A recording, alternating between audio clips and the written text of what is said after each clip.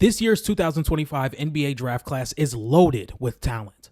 And it almost feels like it has everything you can need. You have the top end talent with Cooper Flagg and Dylan Harper. You have guys with a very high floor, guys like Canipple, guys like Colin Murray-Boyles.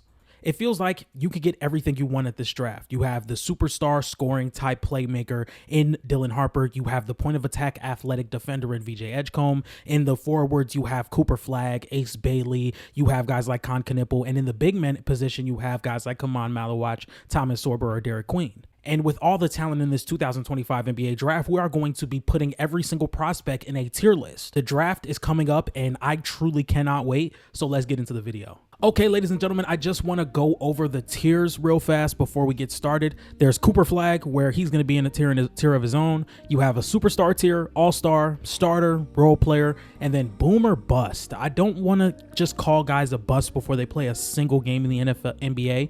So I kind of give it a boomer bust type of tag, meaning they have a really high ceiling, but a very low floor. And there's a couple of guys I think about when I talk about that type of player. So a couple of these guys have been pulled out of the draft. Guys like Labyrinth Phelan isn't going to be in this video. Guys like Boogie Flan won't be in this video as well because he pulled out of the draft as well. But I think everybody else is good to go. So first up, Cooper Flagg tier. We're just going to put Cooper Flagg there. You guys know how I feel about Cooper Flagg. I think he's probably one of the most NBA ready prospects. And how much has that really happened? How much has the number one pick been the most NBA ready?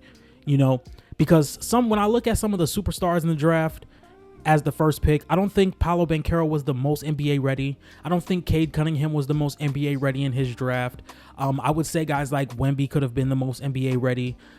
Guys like maybe Anthony Davis could have been the most NBA ready in his draft. Kyrie Irving, I don't think was the most NBA ready when he was the number one pick of his draft. Definitely don't think Anthony Bennett was the most NBA ready. But how many times has a number one pick in the draft been the most NBA ready in your opinion? Because I think that's what Cooper Flagg is. Cooper Flagg is about to be drafted to a team that's looking to make the finals, or even looking to make an Eastern Conference Finals run or a Western Conference Finals run with the Dallas Mavericks. And it looks like he can be dropped into that position and thrive, you know? And I think the best part about Cooper Flagg's game is he's a connector. But he's an elite connector. You know, he's one of the most elite connectors I've ever seen. And when it comes to just the collegiate level, he's a really good passer. He's a really good off-ball defender. He plays passing lanes really well. He's a really good rebounder. He's gotten extremely better as a catch and shooter and as a pull-up shooter. He's gotten better as an on-ball decision maker. He's a really good help side rim protector. He can run in transition. Those are a lot of things that you would want from a connective piece, but a guy that you can also develop into being a superstar, which Cooper Flagg is. So you also have that kind of in between. Like, I can build a win now team around my superstar, but he can grow into being that superstar. So it's like Dallas, you can drop him into that position and he can win. But then if it doesn't go as far as you would like it to be, you still have Cooper Flagg becoming the player that you would want him to be. And I don't think he's going to be a tier 1 scorer in the NBA, but I also think he could be a tier 1 player. I think he could be a top 10 to 12 player in the NBA.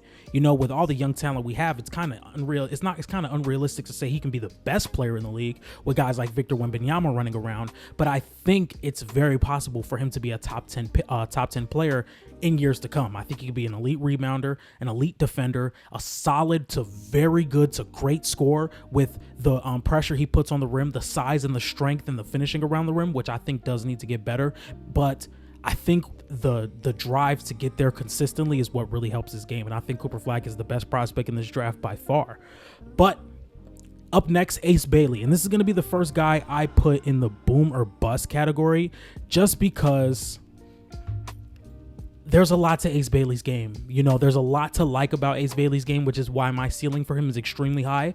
But then my floor for him is extremely low, just because when I watched Ace Bailey this season, we all know where Ace Bailey struggles. And that's with creating separation, a consistent ball handling, and the fact that he doesn't have much of a easy shot diet. His shot diet is extremely tough. You know, he can't create those easy looks. And one thing I leaned on with Ace Bailey throughout the entire draft process was he's 6'9", 6'10". He's going to be able to generate a decent look just with his height and length. And then we come back and we get his measurements and he's 6'7", you know, which is still really good, but that's not 6'10".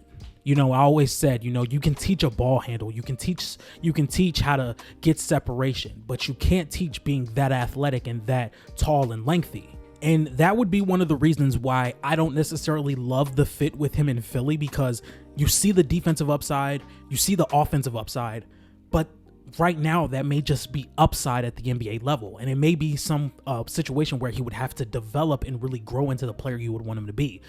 I don't think that he is the player that you can drop into a team that's going to look to make the playoffs. There are 3 teams. The teams with the top 3 picks in the draft are all teams looking to make the playoffs next year. The San Antonio Spurs have a top 10 player in Victor Wembanyama, in my opinion, and they just traded for De'Aaron Fox, and they have back-to-back Rookie of the Year, you know, in Stephon Castle and Victor Wembanyama. They're going to be looking to make the playoffs in a deep Western Conference. I don't think Ace Bailey is ready to be on a playoff contending team and getting rotation minutes consistently. And this is why I don't have him mocked to the Philadelphia 76ers. I think the Philadelphia 76ers are looking to make a home run with this draft with guys that are NBA ready. There are multiple guys in this draft who may still need some development work, but can come in and play a role in the NBA that I think could be very solid. I think Ace Bailey has to figure out how he's going to constantly create good looks for against NBA defenses and also be a plus level defender, because I don't think anybody for these top 3 teams in the draft are going to be number ones. I don't think Cooper Flagg is going to be a number 1 for the Dallas Mavericks just yet. I don't think Dylan Harper, because I have him mocked to the San Antonio Spurs, is ever going to be a number 1 with the San Antonio Spurs. I don't think Ace Bailey, if he gets dropped to the Philadelphia 76ers, is going to be a number 1. So a lot of these guys are going to have to get in where they fit in. They're going to have to find a role that makes them stand out. They're going to have to find a role that keeps them in the rotation on a team that's looking to make the playoffs. All 3 of these teams are.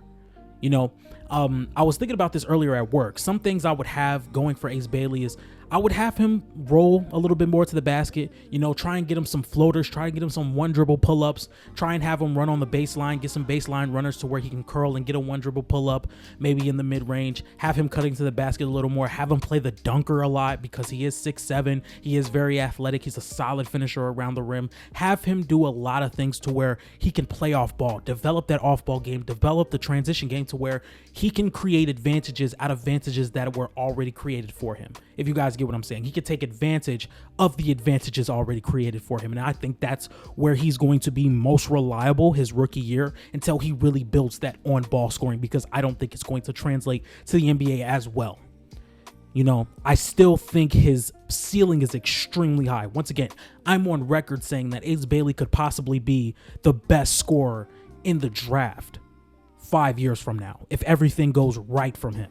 You know, you already have the tough shot making, you already have the length, and once he gets to the rim, he does a pretty good job at finishing. He just has to get there more consistently. Now, as for Asa Newell, I think he's a role player. I had Asa Newell ranked pretty high throughout the draft process.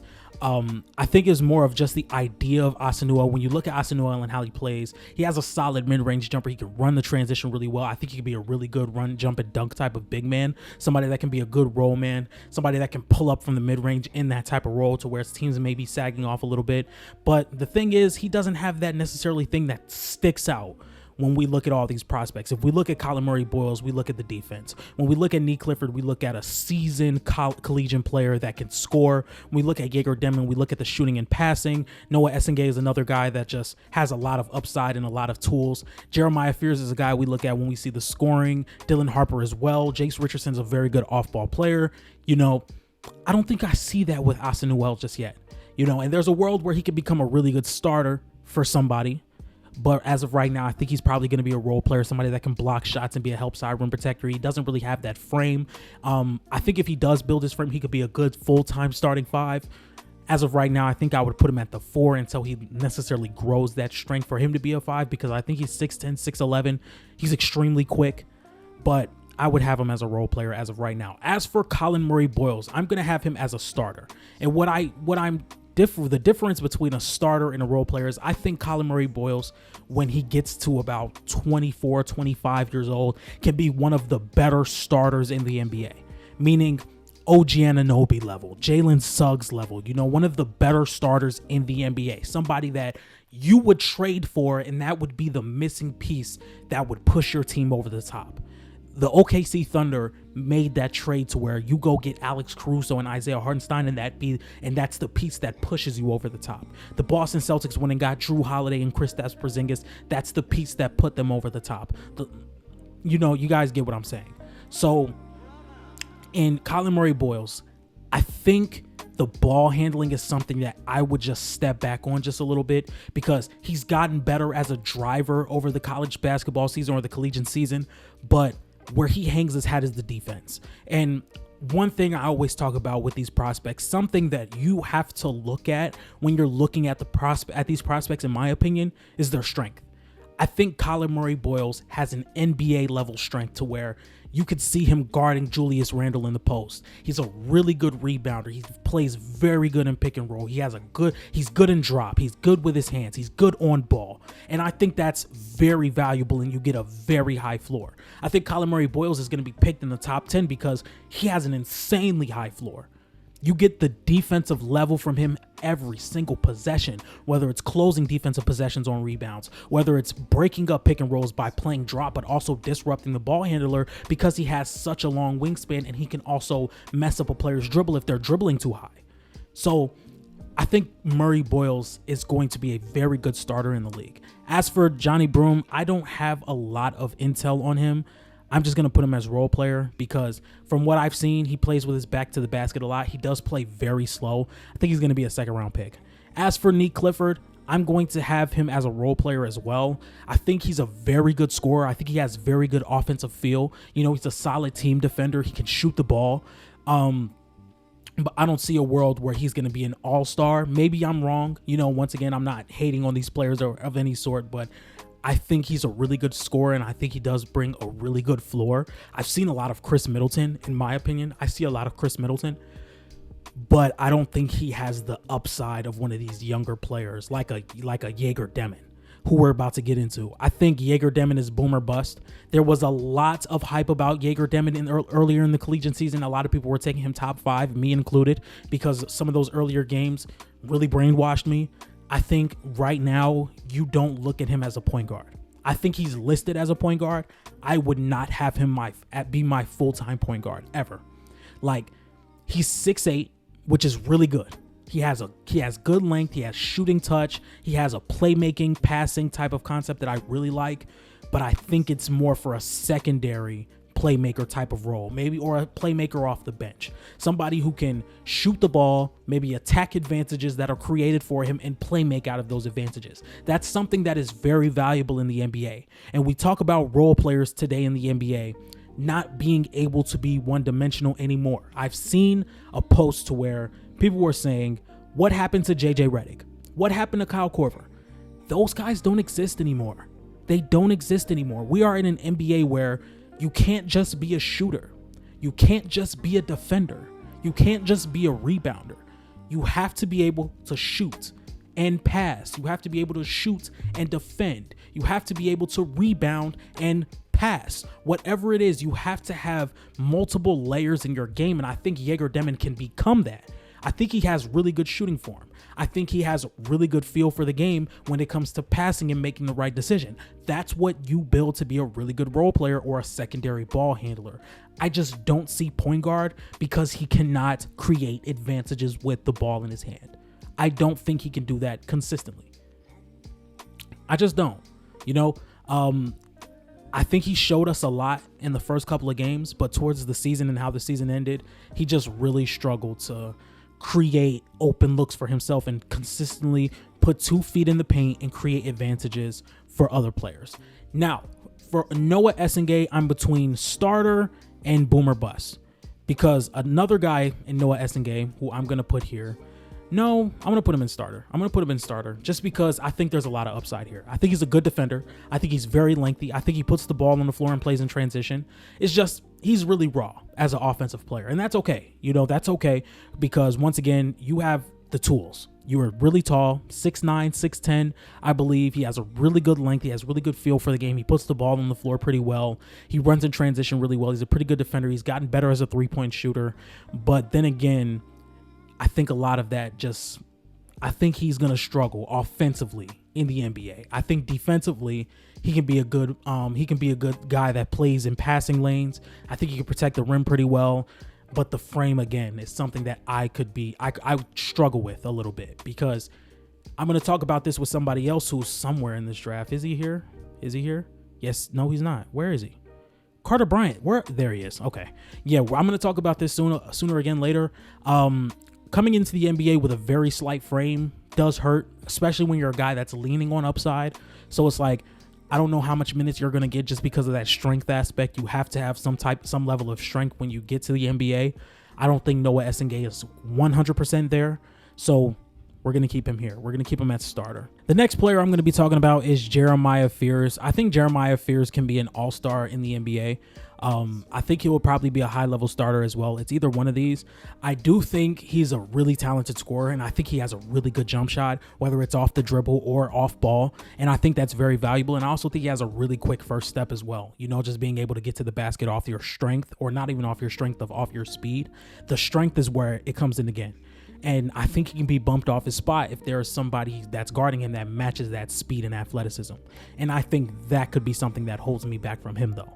As for Dylan Harper, I think I'm going to put him in superstar tier just because I think he's that good. I think as a scorer, him getting to the rim and finishing around the rim is very valuable. I see him finish around bigger opposing players, taller, lengthier opposing players. I see him play in the mid-range. I think he has a really good off-the-dribble shot as well. I think the scoring in the pick and roll and in isolation has a lot of upside. As a playmaker, I think he's a lot better as well than people give him credit for.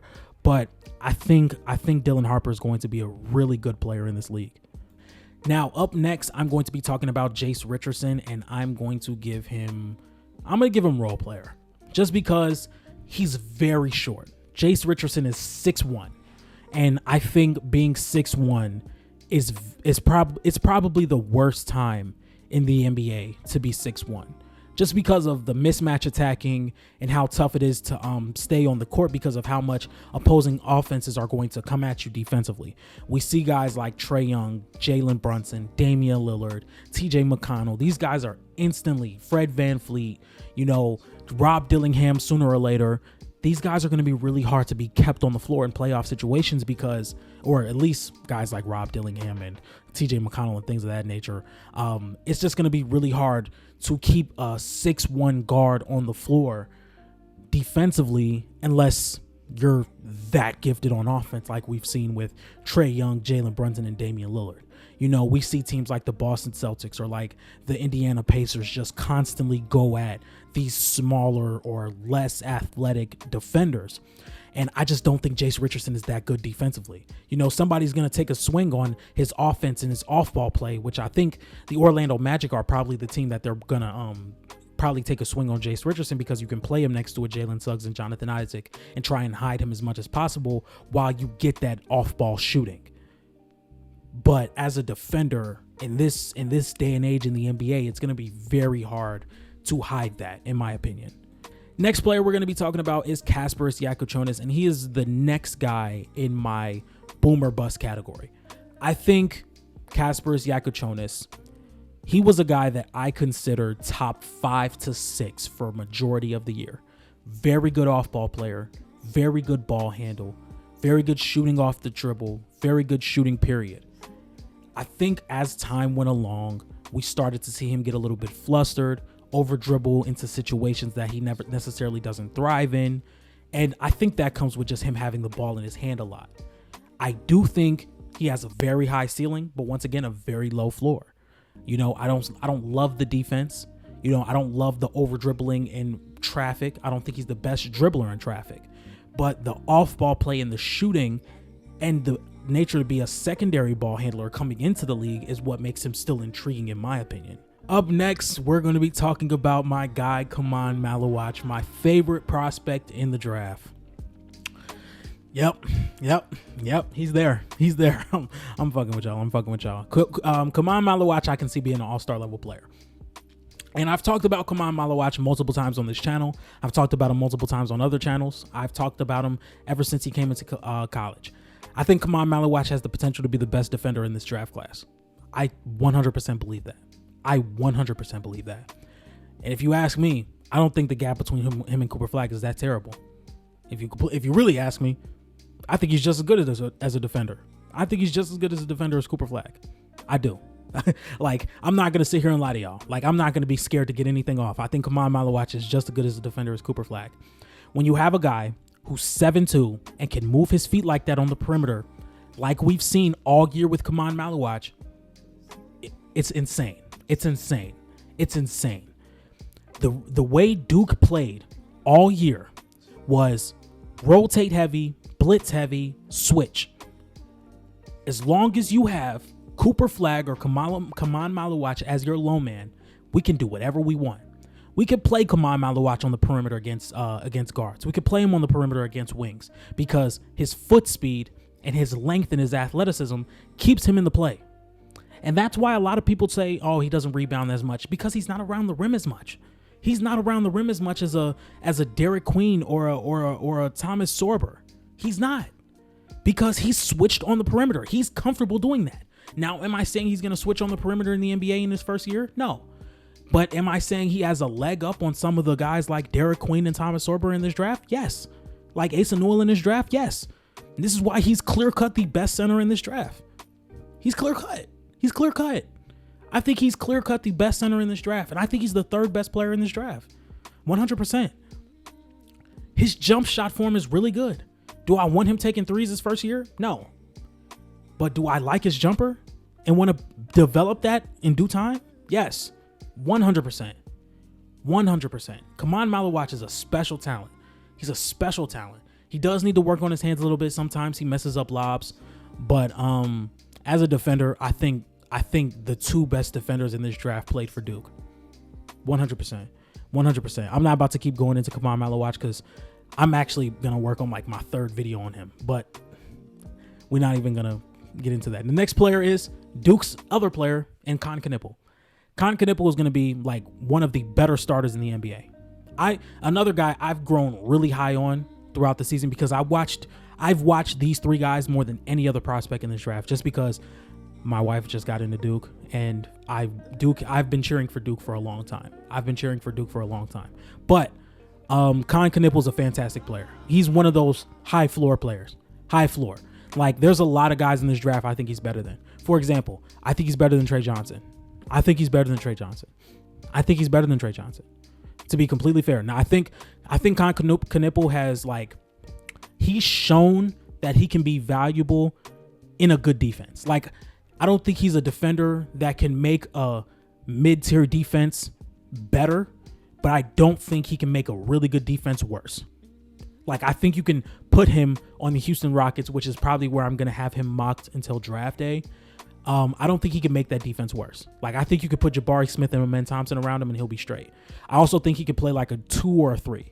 You know, I think he has the ball handled to play in the pick and roll, and he's also a really good passer. He's made pocket passes. He's made lay down passes. He makes skip passes. He's a really good shooter. And the difference between him and, I would say, Jeremiah Fears is Jeremiah Fears has a quickness ability that he can use to get past players.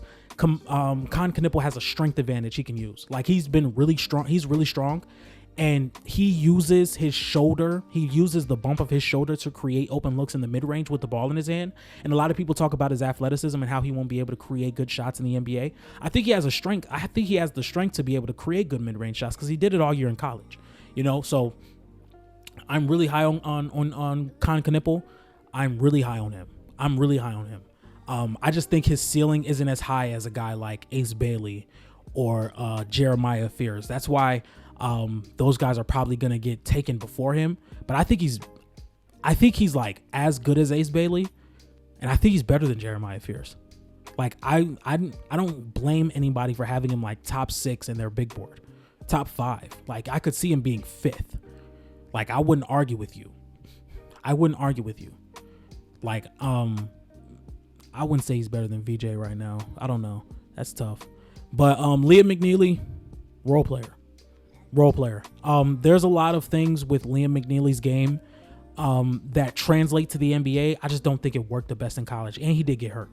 You know, Liam McNeely is shown to be a really good shooter. I think him being hurt his draft stock a lot. I also don't think he's a ball handler. Like, if I'm an opposing team in the NBA, I'm running him off the line and making him beat us with the ball in his hand.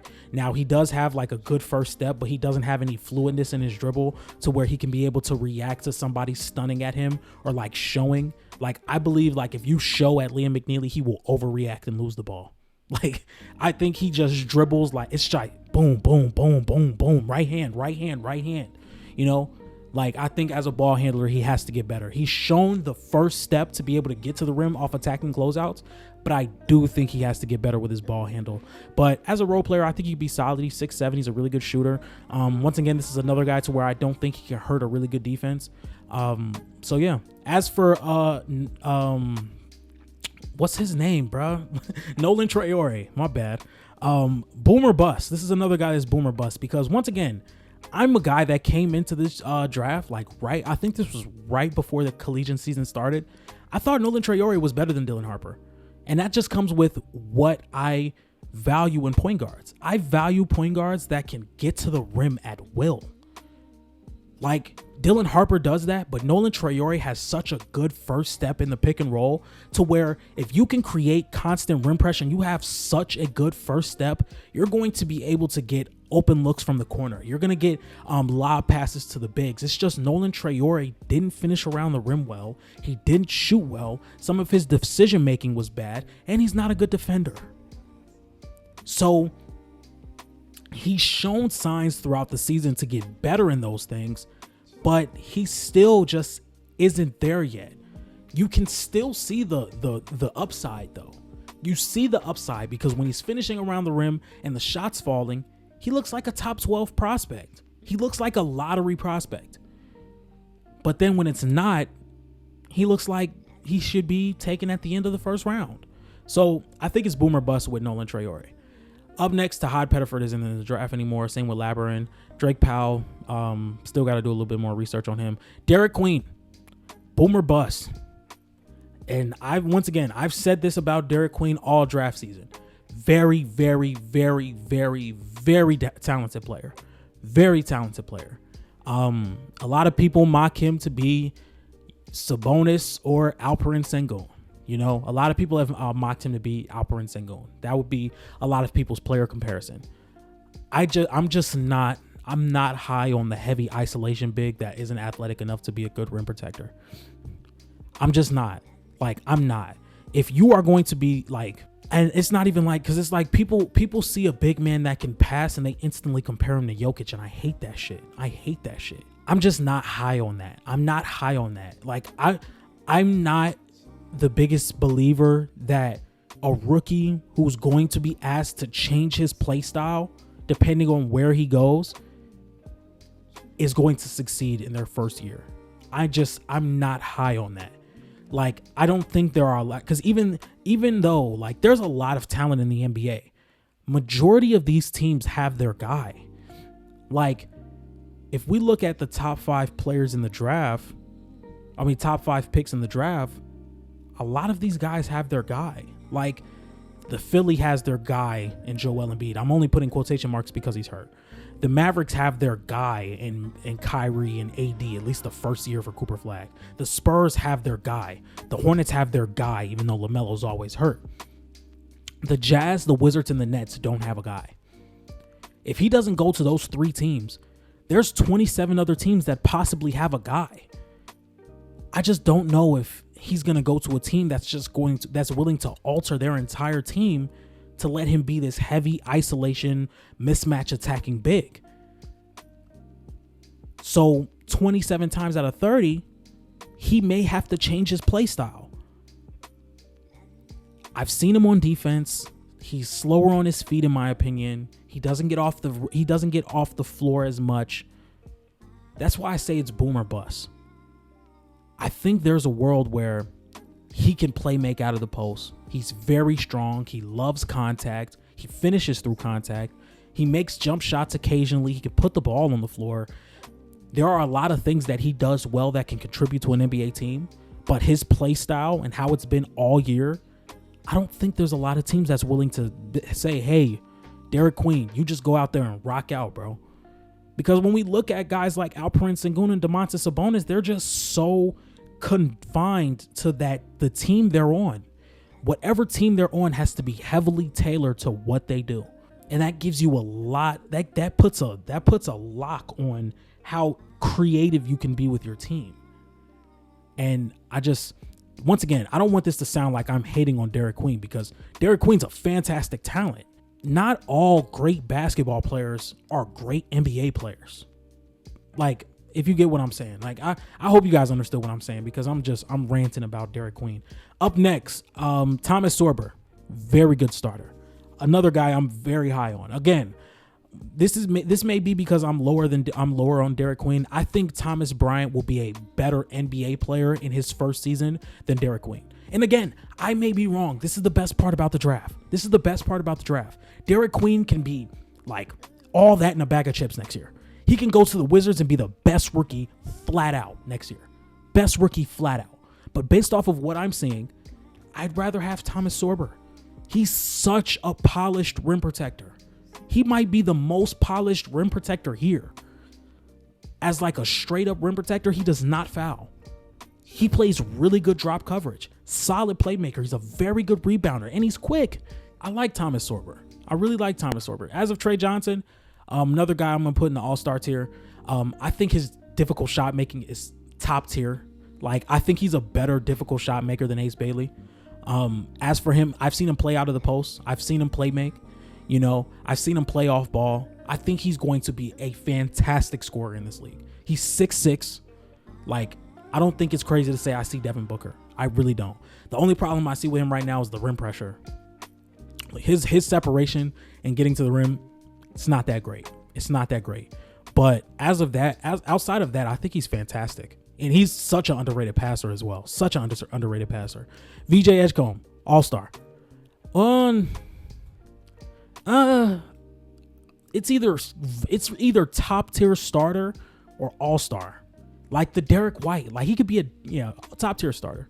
Top tier starter. Nowadays, some top tier starters in the NBA now would have been all-stars 20 years ago. Like, to be completely honest. Like, and don't take that out of context, but seriously. I think VJ Edgecombe, I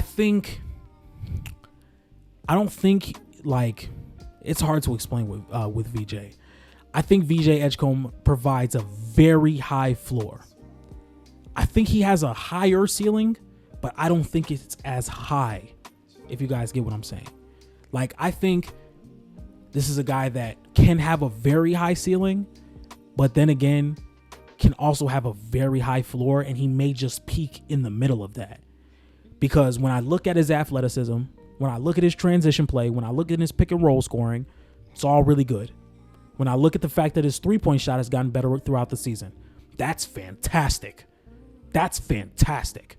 If he can hit that shot consistently, magnifique.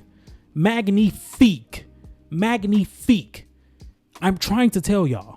And I've caught a lot of slack for saying VJ should go number 3. If the 76ers are going to stick and pick, they should take VJ. I've caught a lot of slack for that. VJ, in my opinion, would do better dropped into a playoff team than Ace Bailey would. Because there's a higher floor. There's a higher floor. When Ace Bailey isn't going offensively, why is he in the game? When VJ Edgecombe isn't going offensively, there's a transition play. There's a rebounding as a guard. There's higher rim protection as a guard. There's point of attack defense. He has the higher floor. Now, as for Danny Wolf, I'm going to be going role player. He's a very fun player to watch because watching a 7-foot dribble the way he does and shoot off the dribble the way he does is always fun. He's a solid team defender as well, but I think he's probably just going to be a role player. There could be a world where he can be a starting center for a team, but as of right now, I'm probably just going to have to pick role player because he's another guy that's very slow on his feet defensively, but he can be solid if you build the right scheme around him, but I don't think he'll be that good to change the entire defensive scheme for a starting for a team in the starting lineup. As for Carter Bryant is going to be a really good starter in the NBA. Did I just put Malawatch in the boom or bust category? What are you doing? Anyway, I think Carter Bryant, because I just did like a deep dive into Carter Bryant's game. Like I've always, watched and just had my opinions, but today, like earlier today, is when I really dove deep into Carter Bryant's game. And once again, I think he truly is one of the better connectors in this draft. And what I mean by connector is somebody that just does everything well. Meaning he can shoot. He can shoot really well. I like the form of his jump shot. I like the way his body is square to the rim and how he shoots the basketball. Like his shooting looks like it's very attention to detail. Whoever helped him form his jump shot, very, very good attention to detail. His feet are squared with the basket. He bends his knees correctly. He has a really good follow through. I really like that. He's also a really good cutter. So this is somebody that where it's like, hey, we got trouble in the shot clock. It's about 5 seconds left in the shot clock. Where the hell is Carter Bryant? Is he on the perimeter? Is he in the dunker? I think that's very important. I think that's something you should want if you're looking for a connector. Maybe some guys like Charlotte may be looking for a connector. Toronto may be looking for a connector. Those are the type of players where it's like, that's what you may need. With a guy like LaMelo Ball who has the ball a lot, you're going to need a connector. That's Carter Bryant. He's a really good passer. He really surprised me with his passing. I think the way he's able to move off ball and pass quickly, he makes pretty quick chest passes. I've seen him make passes in transition, skip passes. He's just looking for the open man. That's another part of being a really good connector. He's also a really good off-ball player. I think his on-ball defense is not as good as people are making it out to be, but his off-ball defense is very solid in my opinion. Rim protection, passing lane play. I think that's really good. One thing though, and this is very, very minute. This is a very minute discrepancy I have in his game. He closes out way too aggressively. He closes out way too aggressively to where if he's in the game and I'm a scout and I'm like, hey, get him in rotation. If you get him in rotation, he may be the worst at closing out on the floor. Like he has to learn how to close out. Anyway, there are a couple of doubles here. Like there's 2 Colin Murray-Boyles, there's 2 Noah Essengays. The last 2 guys we're going to be talking about is Rasheer Fleming and Ben Seraph. I'm going to put Rasheer Fleming as a starter just because I'm really into what Rasheer Fleming can be as a versatile defender, as a player that protects the rim and guards on the ball. I think he's gotten better as a 3-point shooter, or he's a solid 3-point shooter. I wouldn't say he's lighting the world on fire, but you have to respect the 3-point shot. And I think he's really good in transition. I think he moves up and down the floor really well. I see Robert Covington. I think Robert Covington is all over him. And then Ben Seraph. I'm going to have him as a role player. A guy I was very high on to start the draft process was Ben Seraph, just because I really like the 6'7" build. I like the ball handle and I like the mid-range shooting. But the mid-range shooting hasn't fallen. It hasn't fallen consistently. He is a little bit slower with off the dribble, which kind of sucks. And he's left-hand dominant. He can't show any fluidity within his dribble to switch to the right if needed. So if you make him go right, you might be if the opposing team makes him go right, you might be fried. So ladies and gentlemen, that was my 2025 NBA draft class tier list. If you guys like this type of content, please be sure to like, comment, and subscribe, and let me know what you guys think I should do next with the draft content. And without further being said, I'll see you guys tomorrow. Peace.